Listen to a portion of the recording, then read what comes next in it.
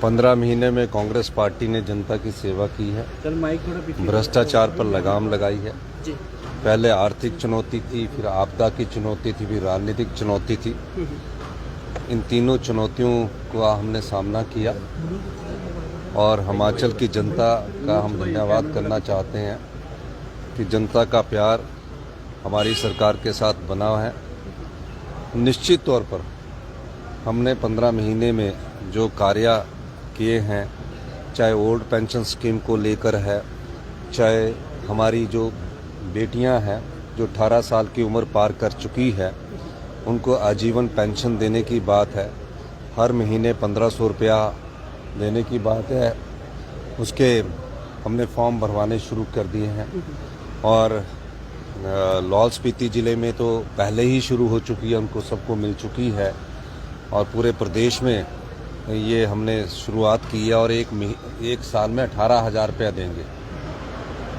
और जो किसान सम्मान निधि है उसमें 6,000 रुपया मिलता है, हम अपनी बहनों को, बेटियों को 18,000 रुपये देंगे।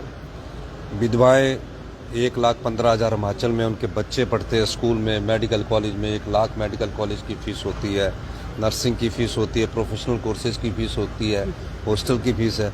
उनको हमने इस बजट में फ्री एजुकेशन की बात की है, उनका सारा खर्चा सरकार देगी।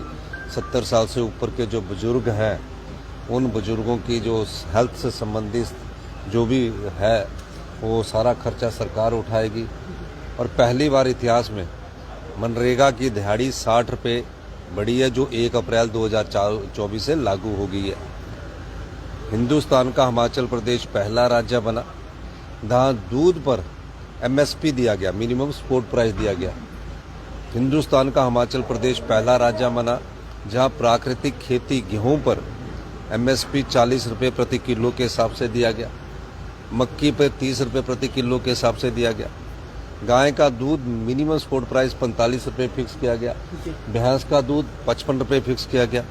ये सब ग्रामीण अर्थव्यवस्था को ऊपर उठाने के लिए हमारी योजनाएं हैं, क्योंकि 90% हम लोग किसान हैं, गांव में रहने वाले, छोटी मोटी खेती बाड़ी करने वाले हम लोग हैं, तो उनके लिए ये योजना लाई है।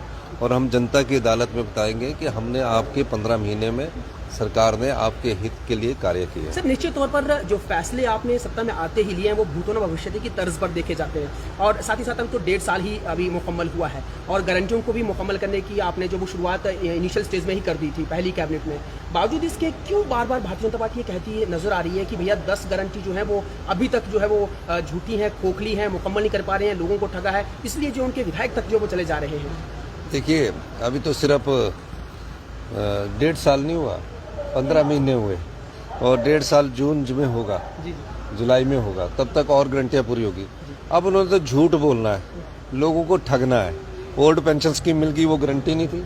680 करोड़ रुपए की स्टार्टअप योजना मिली, वो गारंटी नहीं थी। 4 हर विधानसभा क्षेत्र में इंग्लिश मीडियम स्कूल खोलने की बात की थी। हमने पूरे विधानसभा क्षेत्र में सभी स्कूलों में पहली कक्षा से इस एकेडमिक सेशन में इंग्लिश मीडियम की शुरुआत कर दी है। 1500 रुपये की बात की थी, वो क्या गारंटी में नहीं थी। दूध का प्राइस की बात थी, वो क्या गारंटी में नहीं थी। अब इन्होंने झूठ बोलना है। झूठ जितनी बार सच से टकराएगा, जीत सच की होगी।